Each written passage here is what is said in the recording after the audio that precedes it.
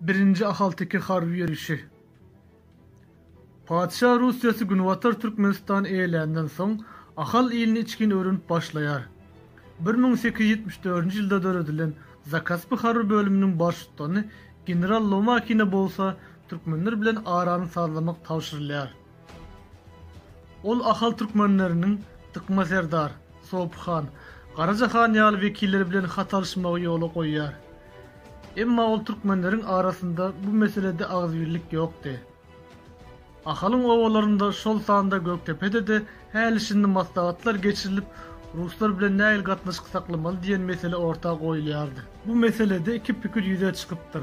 Olaryň biri padişah goşunyna ýaragly garşylyk görkezmek bolsa, beýlekisi söwüş etmeden padişah Rusyasına tabin bolmakdy. Ahir sonunda Rus goşunlary bilen ýaragly söwüşmeli netije gelýärler.